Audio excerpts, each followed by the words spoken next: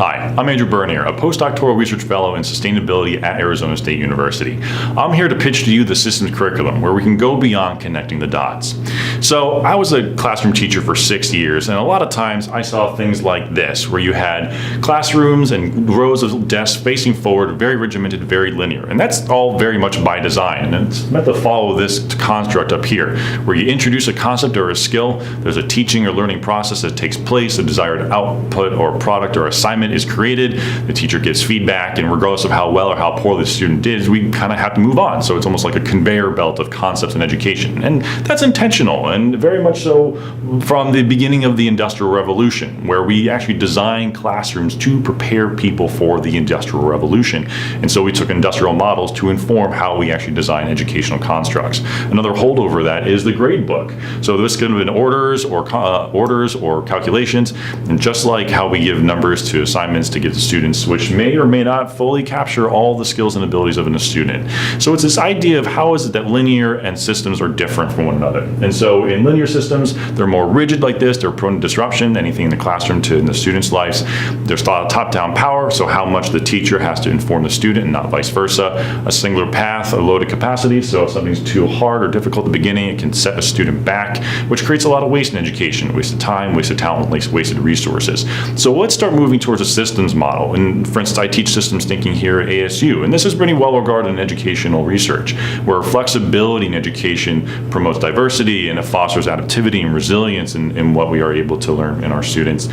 Mutual input, so there's co-creation between the student and the teacher.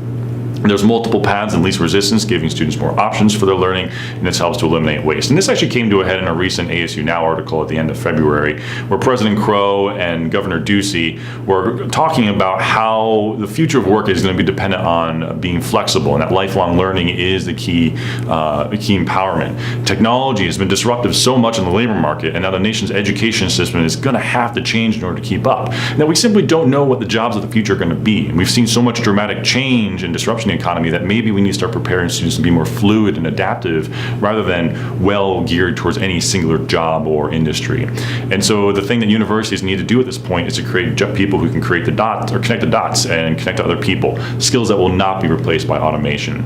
And so I don't know if you, but I love maps. I think this representation of data makes information so much more accessible. And there are platforms online that actually do this on a cognitive scale, what we call mind maps. So I want to push more this idea of cognitive cartography. How is it that we are actually visualizing how people think? So I want to ask you a question. When you were a kid, or even now in your current careers, do you feel that all you're good at and all that you knew was captured by the grades, which of course has so much impact on the trajectory of our lives?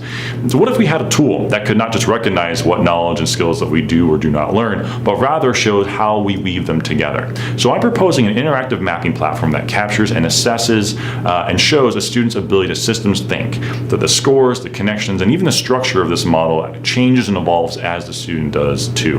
And so here's the systems curriculum. It's a two-part model where we do have a grade book, so not easy transition for teachers. And as grades are inputted over time, we also map out connections. And then it starts to form this visual model here where this is more of a crosscut. So think a more spherical mold where you start to see the connections happen over time. And so as content is introduced, it populates, and then imagine over the entire course of a semester or 4-year duration for a student, you start to see a spherical model where we can see the clusters and the gaps form to inform how we should maybe propel that student forward in the future.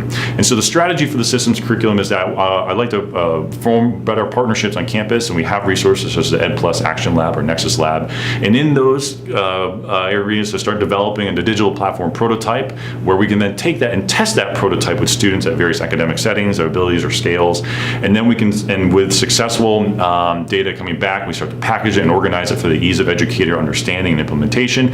And then also to maybe develop physical models to represent a student's thinking. How cool would that be to actually physically hold how you systems think?